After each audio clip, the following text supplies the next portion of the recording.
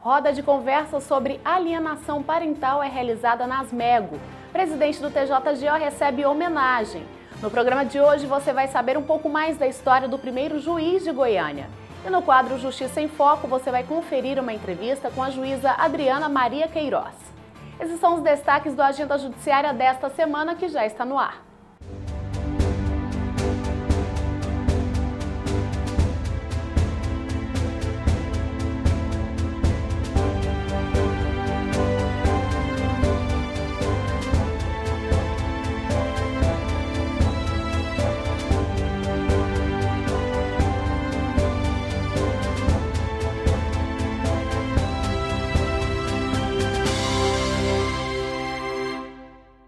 Uma roda de conversa sobre alienação parental foi realizada na Asmego. Confira. Alienação parental foi o tema escolhido para dar início à série de encontros que será promovido pelo Tribunal de Justiça do Estado de Goiás e a Associação de Terapia Familiar de Goiás, ATEFAGO. O objetivo é promover uma abordagem holística e debater temáticas recorrentes na Justiça. Essas rodas de conversa vão funcionar da seguinte maneira: vão ser abertas ao público, vão ser de forma gratuita e é o objetivo mesmo de estar trazendo para a sociedade, para a comunidade de modo geral, uma discussão sobre vários temas relacionados à família. Por exemplo, hoje o nosso assunto será alienação parental. Mas assim, teremos diversos outros assuntos sempre relacionados com a temática de família, para oferecer uma oportunidade de todo mundo poder estar discutindo com os profissionais que nós traremos aqui esses assuntos que são tão difíceis para todo mundo. No formato aberto ao público em geral, as questões são apresentadas por um profissional da psicologia e outro da área jurídica. No debate inaugural, a coordenação ficou a cargo da terapeuta Ângela Baiocchi e da advogada Ana Paula Félix, presidente da Comissão do Direito Familiar da Seccional Goiana da Ordem dos Advogados do Brasil, OAB Goiás. Nós, como terapeutas de família, nós entendemos que as famílias deveriam evitar a alienação parental, que as famílias deveriam poupar seus filhos de conflitos, deveriam poupar as crianças ou os adolescentes de terem que entrar na confusão de uma separação, de um divórcio, de terem que não gostar desse ou não gostar daquele, né? Isso porque nós não estamos falando de questões de violência, nós não estamos entrando em outro terreno jurídico, né? Nós estamos falando de situação familiar, em situação de separação, em situação de convivência. Né? Se a criança vai conviver com os pais, como é que isso se faz quando os pais são separados? Infelizmente, os processos litigiosos de fim do casamento ou da união estável vêm sempre que há filhos menores, vêm sempre com tentativas ou mesmo atos de alienação consumados. Então, infelizmente, os adultos têm praticado esse abuso em relação a seus filhos, mas na intenção de atingir o outro. Titular da 2ª Vara de Família e Sucessões de Anápolis, a diretora de comunicação da ESMEC, a juíza Aline Vieira Tomás, apoiou a iniciativa. A magistrada afirma que os temas que serão abordados ao longo dos encontros têm ganhado destaque em salas de audiência. A questão da alienação parental perante o Poder Judiciário, ela requer uma prova. Então, nisso, é preciso de uma conscientização dos envolvidos no processo do que é alienação parental, que é o que nós vamos discutir hoje, para aí, então, haver uma sentença que a reconheça. Deixando mais claro, o juiz, nestas questões, devido à sua importância, direito de família, pode também agir de ofício e, assim, se constatado algum caso de alienação parental nos processos, podemos sim, juízes, promotores de justiça, agir por nós mesmos. O presidente do TJGO foi homenageado em encontro de militares. Acompanhe. O presidente do TJGO, desembargador Gilberto Marques Filho, foi homenageado na abertura do 16º Encontro Nacional de Entidades Representativas de Oficiais Militares Estaduais, o ENEM.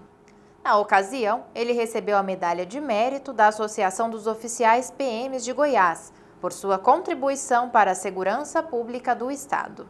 O presidente do Tribunal de Justiça, o que ele tem desempenhado, não só como presidente, mas como corregedor do Tribunal de Justiça, ele fez um ato que acho que a humanidade, principalmente a população de Goiás, irá agradecê-lo para o resto da vida.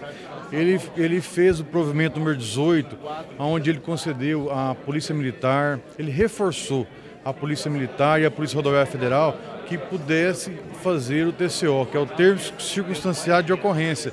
Isso não é um benefício para a Polícia Militar, muito longe disso. Isso é uma evolução para a população de Goiás. E ele teve essa consciência. E é por isso que nessa data de hoje está sendo homenageado. O presidente se sentiu honrado com a homenagem.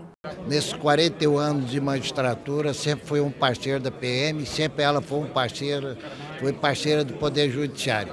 Então, graças a Deus, eu tive muita tranquilidade no meu trabalho, principalmente no interior, em razão do apoio advindo da Polícia Militar. Então, por isso que eu tenho esse bem-querer pela PM e eles por mim, porque sempre fomos parceiros, nesses 41 anos. Na cerimônia, o juiz Gustavo Assis Garcia também recebeu a comenda. O ENEM, que teve duração de 2 dias, reuniu policiais militares e bombeiros de todo o país. No evento, foram discutidos temas como a reforma da Previdência e o ciclo completo da atuação policial. É uma troca de experiência, uma aproximação das PMs dos estados, dos diversos estados. Hoje aqui, inclusive de outros países, como a Espanha, a França e a Itália, de forma que essa troca de experiência é muito produtiva para o engrandecimento da nossa segurança, né? Da segurança da população, de todos os cidadãos. Então a polícia estando cada vez mais se preparando, né, com essas trocas de experiência, eu acho que só temos a ganhar, toda a coletividade e a própria PM, com a possibilidade de executar um trabalho mais a contento. Confira agora algumas decisões tomadas pelos magistrados do TJGO nos últimos dias. Jornada de trabalho de médicos legistas deve ser de 4 horas diárias. A Secretaria de Segurança Pública e Administração Penitenciária do Estado de Goiás deverá voltar a cobrar jornada de trabalho de 4 horas diárias dos médicos legistas da Superintendência de Polícia Técnico-Científica do Estado de Goiás. Ela havia sido modificada para 8 horas por ato do então secretário da SSP, José Ellington. A decisão unânime é da 2ª Câmara Civil do TJGO, tendo como relator o desembargador Carlos Alberto França. Advogado é condenado por morte ocasionada por acidente de trânsito. O juiz Felipe Moraes Barbosa, da comarca de Quirinópolis, condenou um advogado a 4 anos e 2 meses de detenção a serem cumpridos em regime semiaberto pela morte de uma mulher e por ter causado lesões corporais em 2 homens durante acidente de trânsito provocado por ele. Além disso, deverá pagar 40 salários mínimos às 2 vítimas e prestar serviços à comunidade local. Ele também foi proibido de dirigir veículo automotor pelo mesmo período da pena. O fabricante deverá indenizar proprietário por demora na entrega de veículo. A Ford Motor Company Brasil foi condenada a pagar R$11 mil ao proprietário de um veículo Ford Ranger a título de indenização por danos morais em razão do atraso da entrega do automóvel que passava por reparos na oficina credenciada da fabricante. Segundo os autos, após uma batida, a caminhonete ficou mais de 5 meses parada em concessionária autorizada à espera de airbag para reposição. A decisão unânime é da 2ª Câmara Civil do TJGO, tendo como relator o desembargador Zacarias Neves Coelho. E a seguir você confere uma entrevista com a juíza Adriana Maria Queiroz. É daqui a pouco.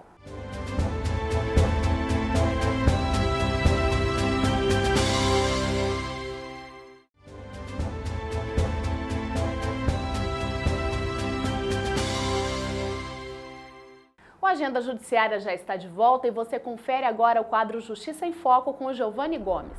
O Justiça em Foco de hoje recebe a doutora Adriana Maria Queiroz, ela que é juíza da Vara da Infância e Juventude da comarca de Quirinópolis. A gente vai começar, doutora, hoje falando um pouquinho do começo da carreira da senhora e depois a gente vai falar um pouquinho sobre como que está lá a situação na comarca de Quirinópolis. Primeiro eu quero agradecer a participação da senhora e perguntar como que surgiu esse desejo de entrar na magistratura. Olá, Giovanni, é um prazer estar falando aqui com a Agenda Judiciária do Tribunal de Justiça. Bom, meu desejo de ingressar na carreira da magistratura veio das minhas próprias condições sociais em que eu vivia. Eu verifiquei que através do direito, através do exercício da magistratura, eu poderia mudar contextos sociais. Então esse foi um dos meus grandes propósitos, alterar e influenciar positivamente os contextos sociais em que eu vivia. E qual foi a dificuldade para entrar principalmente no curso de Direito? Bom, na época em que eu ingressei na Faculdade de Direito, no ano de 1998, era muito difícil na época, porque somente quem tinha condições financeiras realmente poderia ingressar numa faculdade e custear o curso, que na época era muito caro, né? Não haviam projetos e programas de incentivos de estudo nível superior, então realmente quem quisesse teria que custear. Então uma das minhas maiores dificuldades foi realmente ter condições financeiras para ingressar no curso. Situação essa que eu reverti, né, através de um trabalho que eu consegui na época, após a minha aprovação no vestibular, e também com a concessão de uma bolsa parcial de estudos de 50% da faculdade onde eu estudei, na cidade de Tupã, interior de São Paulo. Pois é, a gente está falando lá da cidade de Tupã ainda, e esse trabalho que a senhora conseguiu para custear a faculdade é um pouco incomum para quem pretende ser um juiz, não é isso? Exatamente. Na época eu consegui um cargo como faxineira no hospital, né, e eu busquei desempenhar com todas as minhas potencialidades, de forma bem dedicada. Apesar de ser um cargo visto pela sociedade de forma negativa, às vezes até preconceituosa, porque é um cargo que realmente talvez nem todas as pessoas teriam talvez a disposição de exercer. Mas em busca dos meus ideais, dos meus sonhos, eu trabalhei dignamente como faxineira no hospital e pude pagar o curso que eu frequentava, o curso de Direito. Doutora, e quando ainda lá como faxineira em Tupã, existia uma certa dúvida se chegaria finalmente à profissão que hoje a senhora exerce de magistrada? Sim, muitas dúvidas, Giovanni. É difícil, às vezes, as pessoas acreditarem de que quem vem num contexto social tão desfavorável possa alcançar um cargo de juiz de direito, né? Então, eu estava ali limpando o chão do hospital e à noite frequentava o curso de Direito. Então, as pessoas viam que talvez era impossível o meu sonho de ser realizado, mas eu sempre acreditei neles. E foi um processo longo até chegar à aprovação em 2011 aqui em Goiás. Sim, foi um processo longo. Após concluir o curso de Direito na cidade de Tupã, eu me mudei para a capital, São Paulo, e lá, somente com o dinheiro de pagar um mês da mensalidade do curso preparatório, no qual eu procurei me inscrever, para me propiciar, talvez, aí, mais possibilidades para conseguir o conhecimento necessário para aprovação no concurso que eu almejava. Então, após eu me mudar, eu não consegui um trabalho na cidade durante esse período de um mês, que eu tinha conseguido juntar umas economias para permanecer na cidade nesse período, crente que eu obteria também um trabalho lá que me possibilitaria permanecer na cidade. Não consegui, então eu procurei o próprio proprietário do curso, na época o curso Damásio de Jesus, curso preparatório para carreiras jurídicas na cidade de São Paulo, e lá ele, sensibilizado com os meus ideais, com o meu propósito, ele me proporcionou uma bolsa integral do curso preparatório e também me ofereceu um trabalho, no qual eu recebia um salário que me permitiu pagar as minhas despesas na cidade durante aí um período longo de 7 anos de preparação. E hoje a senhora está na comarca de Quirinópolis, e é uma comarca que a senhora foi, voltou, retornou. Quero que a senhora conte um pouquinho como é que é agora essa vida como magistrada lá em Quirinópolis, que parece que é uma cidade que a senhora não pretende sair tão cedo. Exatamente. Desde o meu ingresso na magistratura no ano de 2011, exatamente no dia 8 de janeiro de 2011, eu fui lotada como juíza substituta na comarca de Quirinópolis, comarca na qual eu tenho um extremo carinho, porque eu fui muito bem recebida pelos jurisdicionados, pela população.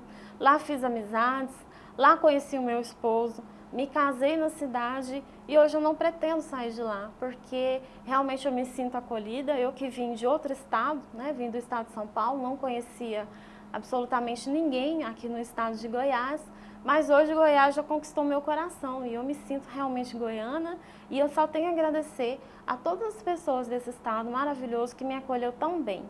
E doutora, e como que está a situação lá na Vara Civil da Infância e Juventude, onde a senhora está à frente lá em Quirinópolis? Exatamente. Quando eu comecei a atuar na comarca de Quirinópolis como juíza substituta, De lá para cá, em 2011, eu deixei a comarca apenas por cerca de 8 meses para assumir a comarca de São Simão como juíza da entrância inicial e logo retornei como titular.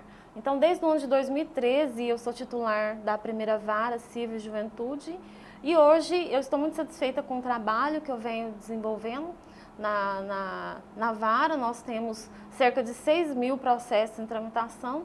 Trabalhamos com a causa da infância e juventude, que é uma causa que requer extrema dedicação e também é uma área muito desafiante que nós temos a enfrentar. E eu quero muito mais, eu quero realmente ampliar o meu trabalho. Se hoje eu penso que foi feito algo, o meu ideal é realmente fazer muito mais pela vara e pela comarca. E aonde que a doutora Adriana pretende chegar dentro da magistratura? Olha, hoje eu sou realizada. O que surgir para mim dentro da carreira será muito bem recebida por mim e eu só tenho a agradecer a Deus. Hoje eu não sei quais são os frutos que eu vou colher dentro da magistratura, eu já colhi muitos e eu espero colher ainda mais. Tá certo, boa sorte para a senhora nessa carreira que a senhora já fez e que veio a fazer muito mais dentro da magistratura. Eu que agradeço. Essa foi mais uma edição do Justiça em Foco que hoje recebeu a doutora Adriana Maria Queiroz. Até a próxima. O Agenda Judiciária faz mais uma pausa e daqui a pouco estaremos de volta.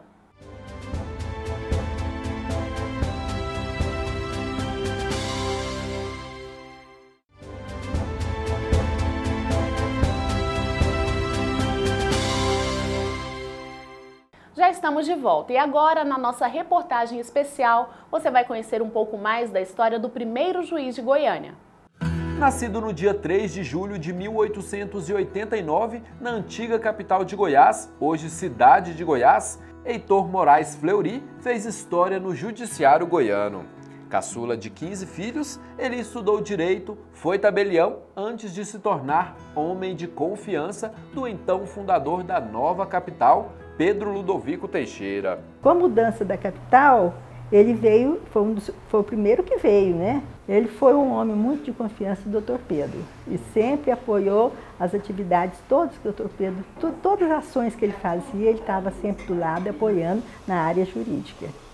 Ele era a favor de uma mudança da capital, ele entendia que lá na cidade de Goiás não poderia construir uma capital. Ele sempre foi um visionário desde jovem, sempre foi e continuou sendo até no final da vida. Ele sonhava com muita coisa e todo mundo achava que era impossível, mas acabava conseguindo conquistar e realizar. José Eduardo Fleury viveu toda a infância morando com o avô Heitor. Hoje, ele fala com admiração do homem que influenciou na sua criação. Eu tive a grande satisfação de ter 9 pais, certo? E vários irmãos na vida criada pelo meu avô. Porque quando eu nasci, meu avô perdeu uma filha com 20 e poucos anos. E, como muito apegado à minha avó, ele perdeu uma filha com 20 e poucos anos de idade, o médico falou para minha mãe que o melhor remédio para minha avó naquela época era o filho ficar com ela. Eu fui com 2 dias de idade, ou 2 meses, para a casa dele. E fui criado por ele. Tomei muito puxão de orelha, porque meu avô, eu posso garantir para você, que era um homem ilibato. Isso poucas pessoas podem falar numa carreira jurídica, principalmente nesse país. Nos encontros em família, os netos sempre lembram de Heitor Moraes Fleury como um homem inteligente e muito ligado à família. Os encontros nos dias atuais se remetem a uma tradição que o avô tinha: reunir todos os filhos para tomar café. Era uma casa que toda tarde, 4 horas da tarde, 3 horas da tarde, tinha um lanche. E nessa época, as repartições todas eram ali na Praça Cívica, os filhos todos trabalhavam para ali, saíam para tomar café na casa deles toda tarde. Era um ritual mesmo, que durante a minha mãe morava vizinha, ia, juntava os irmãos lá. E justamente nesse café que eles colocavam as notícias em dias, os filhos já casados, cada um trazia sua notícia de casa, os que moravam, nós morávamos todos mais ou menos perto, os meus tios, tudo mais ou menos perto, a gente reunia muito. Ele foi o primeiro juiz de Goiânia. O título de magistrado, anos mais tarde, lhe rendeu uma homenagem. O Fórum de Goiânia, localizado no setor oeste, recebe o nome de Heitor Moraes Fleury. Olha, esse é motivo de muito orgulho para todos nós, porque ele foi uma pessoa que, pelo fato de você ver a quantidade de pessoas na família que seguiu a área jurídica, você vê que ele foi uma referência muito grande para todos nós. Os filhos, os netos, tem bisnetos, a maioria da família seguiu a área jurídica. Então, o fato dele ter sido escolhido, o nome dele ter sido homenageado com o nome do Fórum de Goiânia, para nós tem uma importância muito grande, principalmente porque foi o primeiro. Admirado por sua honestidade, foi um juiz muito democrático, amante da magistratura, mesmo em uma época onde o ofício não lhe rendia muito lucro. Heitor Moraes Fleury não chegou ao cargo de desembargador. Deixou a magistratura para se dedicar à casa e à família. Eu admirava demais o vovô, porque a gente tinha imagem dele como juiz. Depois que ele aposentou, ele ficou assim um dono de casa, e a minha avó teve câncer e era doente. Eu lembro do vovô assim, para mostrar a forma humilde dele de ser. O vovô era quem lavava as roupas da casa, na máquina. Naquela época, a máquina de lavar roupa era muito novidade, né? E ele aprendeu a botar as máquinas, ele lavava as roupas. O vovô, tudo na vida dele é motivo de orgulho para nós. E para a gente ser descendente dele, é lógico, é uma graça, é um privilégio na vida, né? Eu tenho isso assim, sinto assim, muito orgulho. E agradeço a Deus de ter sido neta dele. O único filho vivo é Arlindo César Fleury. O passar do tempo apagou algumas lembranças da memória, mas o amor do pai pela música ainda permanece. Gostava de fazer serenata. E o senhor chegou a ver ele fazer algumas dessas serenatas? Cheguei, velho. Por fim, eu acompanhava ele também, né? Fazer serenata. Gostava de tocar o conjunto dos democratas do samba. A mesma lua cheia a de esperar por nós. Maria Helena lembra o tempo que passou. Maria Helena, nosso amor não terminou. Das flores que guardei, uma secou. Maria Helena, essa vermelha que murchou.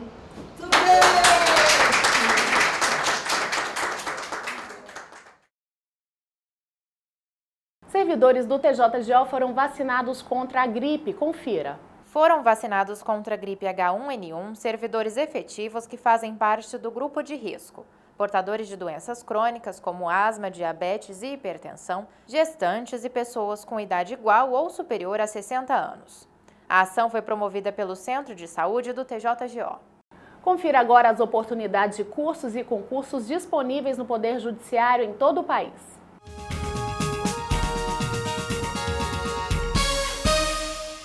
A Ordem dos Advogados do Brasil, Seção Goiás, está com inscrições abertas para o concurso destinado a preencher 3 vagas imediatas, além de 12 vagas para cadastro de reserva na função de procurador de prerrogativas. As inscrições vão até o dia 10 de maio e devem ser feitas no endereço eletrônico da OAB.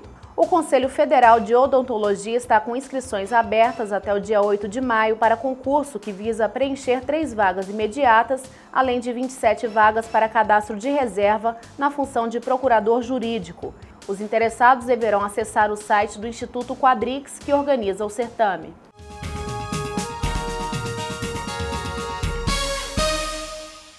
E termina aqui mais uma edição do Agenda Judiciária. Uma ótima semana para você e até o próximo programa.